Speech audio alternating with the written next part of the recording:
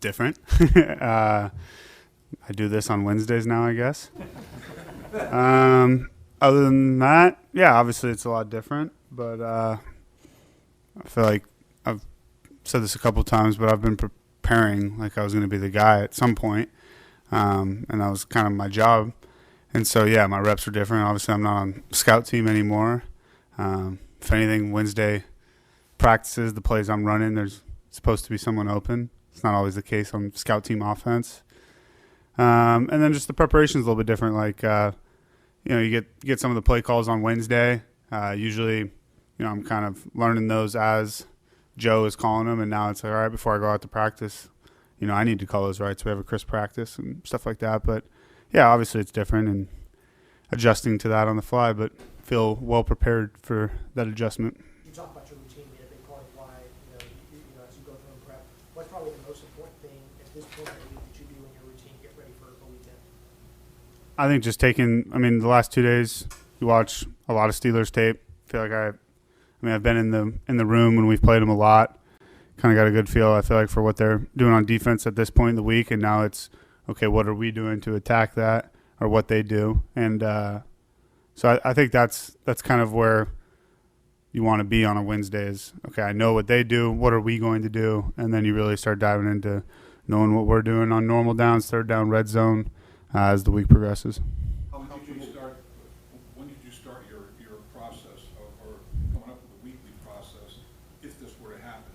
How much consideration did you give? How many changes did you make in it?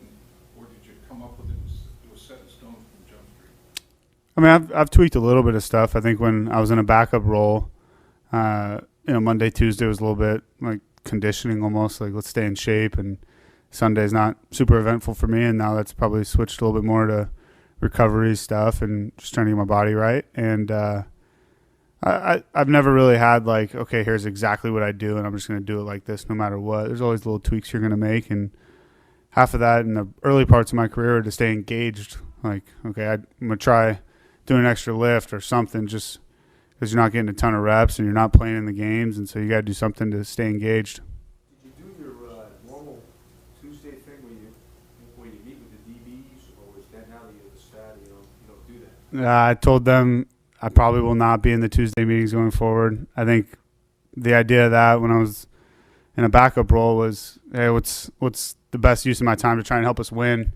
And when I was in a backup role, I felt like going in there and helping them out was big, and now it's more so me watching the Steelers defense and meeting with Ted or getting a head start on the run game or whatever that is. So you're always trying to find the best use of your time, just like any other job. And so that's an example of one of the adjustments. Jake, what was the first thing Joe told you when he found out that he was going to be out for the season? Can you tell us what his conversation with you was like? Yeah, I'll keep some of that private, but it was just, I think he's never had anything but confidence in me from kind of the day I stepped in here and threw a little bit with them was, I think he called me Jakey spin rate, or I think him or Brandon Allen called me that.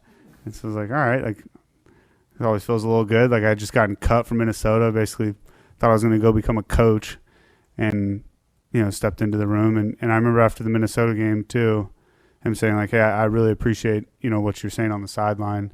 Like just keep talking to me. And so I was like, okay, I can do that. And just as my career has gone on here, just having a ton of confidence in my ability. And I've always had that too, but it's nice to get some validation there. And I think other than that, it's just been normal conversation, when are you getting surgery, stuff like that, and kind of normal human interaction. Does the nickname Jakey spin rate live on today? Yeah, I guess. I don't know. Not as much. I think that was a Brandon Allen nickname, I think. So that kind of died when he left. Have you allowed yourself to think about how big this could be for your career this stretch, or is it singular focused on the Steelers? Yeah, I'm not oblivious. I'm not dumb. I know, I've seen this happen for other guys where, it goes well or it doesn't. And so, I think you can never just act like you're not, that hasn't crossed your mind at least once. But I think, as time goes on and you kind of get into the week, there's a lot of game planning that goes on throughout a week where you can't just constantly be in la-la land, like what if this goes well? At some point you kind of got to narrow your focus to, all right, we're playing the Steelers. They're really good on defense, and let's go give them our best shot. I would know what it means for you, like what he was talking about. Is there a sense of also not putting too much pressure on yourself, making sure you're not too tight when you go out there in a moment like this? Yeah, I mean, I think obviously we lost, but going into the Ravens game and just getting thrown out there on a short week I hadn't taken a rep in this offense in a while. And so, and then having the confidence of like, all right, I went in there, I felt like we could have played better, but it didn't go up in flames. And so just staying loose, like you said, is important. But I think for me, whenever I've played well in my career, it's just been a big focus on play to play, like just focus on operating well. And, I've always been naturally pretty accurate. So I think the less I think about all the different things that could happen, just go play and play fast. Jack and Brian both talked about, like, you communicate to them, just call the plays, just run the offense. How big was it? Seemed you had everything at your disposal on Thursday, and how important can that be going forward? Yeah, I think, there's different times where backups go in, and, I without knowing that everything that happens on other teams, you sometimes feel like the coach is calling plays to just protect the quarterback, keep them from losing the game, but then never really give them an opportunity to win it. And so my communication with them was basically like, hey, call whatever helps us beat the Ravens. And then I reiterated it again on Saturday, just with the text to pitch was just, hey, let's just call whatever helps us beat the Steelers and, give me that opportunity to go win or lose the game.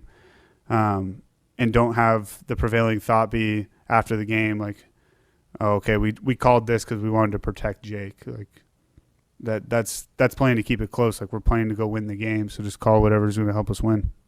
How much of a boost of confidence I have to imagine is that for the team to have a quarterback coming in who's saying, I'm here to win. Don't dumb down the game plan. I'm here to help this team win. Yeah, I think confidence of the locker room in me probably comes from my interactions with them. And there's been a lot of those. I mean, I probably talk to more people in a backup role than I do in a starting role just because, I'm over there on scout team. You put on a lot of different hats. And so I think you kind of build up those relationships with guys in the locker room, guys like Mike Hill and Cheeto, DJ Reader, Trey Hendrickson, just by being around and being a normal person and a resource if they need it. I think how I've carried myself the last 2 years is kind of where the confidence from the team comes from, more so than, if I was coming out there and had no intention of winning the game, that's kind of pathetic. Is there any advice that you lean on, Jake, or is there a quote or anything that you kind of pull from, latch onto in a big spot like this for you in your career? No, not really. I think it would be an easier headline if I did. I've been asked that. I've been asked, do I have a message for Cincinnati? I went to a food drive and asked on my thoughts on the food drive. And I'm like, I don't really have any of those. I don't know. So, I think for me it's just play fast, play decisive, play accurate, and just keep it pushing. How relevant, Jake, is your college career? You're 5 years removed from playing in very big games, very significant games, so you understand the big stage. How much can you draw upon that? Well, I think my answer earlier on when I'm playing my best, I draw from that of just really being focused on the operation of things and playing fast and going through reads. I think that draws from 4 years of really having a battle in the Pac-12. And so, how much does that game experience as far as like the X's and O's relate to the NFL? Not a whole lot. But knowing like myself and how and drawing back on, okay, this was a big game I played well in, what were some of the things that I remember focusing on or different things that, helped create that outcome. And so I think the mentality part, it correlates. X's and O's, not so much. But, I think that anytime you can be the inexperienced guy, but with the asterisk of like I did play a lot in college, it's better than just not playing college or the NFL, and now here you go. And playing in college on a big big stage. Yeah. I mean, there's no bigger stage, obviously, than the NFL, but I would think that would help you. Yeah. I feel like I've played well in big games before, and this is not something completely out of the ordinary for me. Is there, we don't know your personality as well as we've come to learn Joe's, and, you know, everyone will talk about just like how Burrow kind of plays with, you know, like all of the stuff that hasn't gone right in his career that got him to where he is. Like, he plays with that edge. Is there any part of you that is looking at this opportunity as almost even more exciting for you, that you can really have a chance to show people that might be down? Yeah, absolutely. I think that's one of my frustrations over the last 4 years is when you're buried on quarterback depth charts and you didn't come into the league as a high pick. Yeah, you're frustrated. You're watching guys make teams that objectively feel like you're better than, and you kind of just have to wait around until it's like, they didn't draft a guy here this offseason, and that really was the main reason I had an opportunity. And that's kind of been something that I've battled. So, yeah, I think I take a lot of pride in going through the last 4 years and keeping my head on straight. I've watched a lot of good quarterbacks go through those situations and either lose their confidence or just get frustrated or whatever it may be. It's not the most physically demanding thing being a third-string quarterback, but it is mentally demanding where you're not getting a ton of reps. You're still getting graded probably harder than if I would have came into the league as like a third-round pick or something. And so, yeah, I got that chip on my shoulder and a lot of confidence of I've had to earn everything. This has not been hey, you're the guy and, here's the keys, or you're the backup and here's the keys. It's, a lot of meetings in off seasons like, hey, it's this guy's job to lose. And that's the most frustrating thing you can hear, because it doesn't matter how well you play, someone else has to lose it. And so you're kind of just hoping someone else sucks. And so now when you get into an off season, it's like, all right, like it's an open competition. I'm happy as hell. And I think for some guys, that would be something they feel like they're entitled to that backup spot. And so I've had to earn everything. I've had to battle, and here I am. So let's go. There's people across the country asking the question, who is Jake Browning as a quarterback? But for a guy who's had so much success, like at the college level, how would you answer that question? Who is Jake Browning as a quarterback? I would say at every level that I've played in, I've won. And so there's something to be said about that. There were years in college where that was throwing a bunch. There were years in college where that was, managing run checks when we became more of a running team. I've always been called sneaky athletic.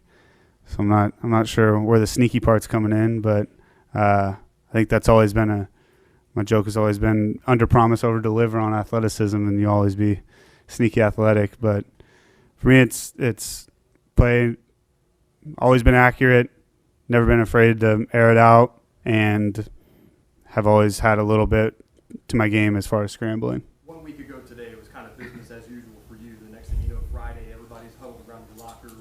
Today, here you are at the podium. Is there any level of this that's kind of just come super quickly for you? No. Seem that way? No. I mean, I'm not really thinking about a lot of that stuff. It's kind of a boring, sounds scripted answer, but pretty focused on just making sure I do my job right. We get in and out of the huddle fast. I go through my reads, get my checks right, and get to the next play and play well. When you all have been able to be successful offensively against Pittsburgh over the last couple of years, what do you think that's been like a reason for that success? Well, I think a lot of their stuff just starts with the front four. I mean, the two guys on the edge and the two interior guys. We know Larry, and everybody knows T.J. Watt and Highsmith, and Cam Hayward's been there for what feels like forever, and they've always played at a very high level. And I think they kind of set the tone really for the whole team, just creating so many negative plays, causing a lot of turnovers, rushing quarterbacks through their reads. And so I think that's really where it starts is not letting them completely take over the game. And, that's hard. They're really good players. And I think I said this a couple of days ago, but it feels like the Steelers have been good on defense for like 70 years. And it's just another really tough defense. But I think it really starts with their front four. They do a great job. You've watched many an AFC North game. It just seems The battles. Yeah, I mean, they seem kind of different. How do you view it? What do you have to do as a quarterback in those games that maybe you don't do in other games? I mean, Yeah, I think a lot of those games, it's a lot of games are like this, but even more so with the AFC North. The turnover battle is huge, and whether it's the Ravens, the Steelers, Cleveland, they're going to limit your possessions, trying to run the ball, play really physical style of football, and so that's a big part is turnover margin. Burrow's talked about learning things from matchups against star players like Watt over the years. It'll be your first matchup against Watt. How do you prepare for your first matchup against a unique player, and maybe haven't faced a style like him before? Yeah, I think that's a tough question for quarterback and a D end. I mean, I think for me, just in general, having not played a ton in live regular season football, playing on time is very important. Don't sit back there and just pat the ball. And I think that comes into play even more so when you're playing against a good front four. I think part of what makes him so difficult is obviously he's very good, but when there's only one, it's much different than when there's four legit threats. And so you can't just help one side the whole time and leave the other guy on an island, because they do have four legit guys. And so I think for me it's just playing on time and not sitting with the ball back there. And then, a lot of that stuff gets figured out with scheme and stuff like that. How much did the reps in preseason help that playing time? A ton. I think I've become a significantly better football player in the last 2 preseasons just because of that. My rookie year, didn't play a ton in the preseason. Then we had a COVID year with no preseason. And so I think it was against the Cardinals, finally got to play a significant amount of football in 2022 preseason. It's like those are the first real amount of snaps I'd taken since the 2019 Rose Bowl. And so I think those were huge, and just being able to see yourself on film when it's live, it's so much different than, scout team. Scout team, it's not a live rush. It's just not the same. And so I think that was huge, but I think it really started with the 2022 preseason, then moving forward to the 2023. How would you rate practice today, your first team?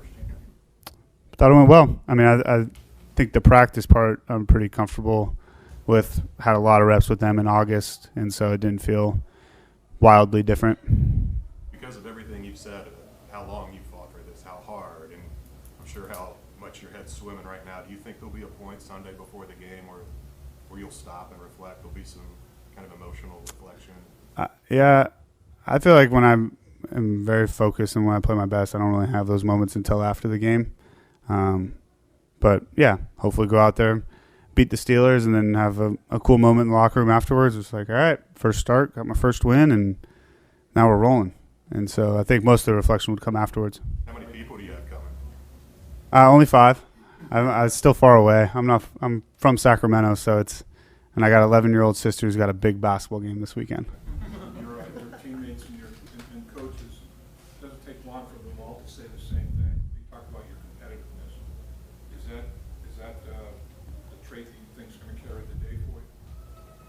Yeah, I think it's the trait that's gotten me here. That and having some, I think you got to be a little delusional and optimistic to, think rolling into my 4th year on P Squad and this is going to work out. And so I've kind of carried that and the competitiveness and the confidence in my own ability, as well as being around some good people. But, that's kind of what drags you through 4 years of, this sucks. And being competitive and not losing that edge of I know I'm good enough to play in this league at a high level. Have any thoughts on Washington finally jumping FSU in the college football playoff rankings? Finally. Yeah. I mean, I think we beat Oregon. What are they, 5th? We should be number 1. And I think Michael Penix should win the Heisman. There's a lot of quarterbacks from Washington who have played in the league. Anybody down through the years? I mean, more so when I was back in Seattle, but Jake Locker would come down every now and then. And then Damon Heward was around a lot. Still keep in touch with him. And outside of that, just, different Pac-12 guys, but those are kind of the main 2.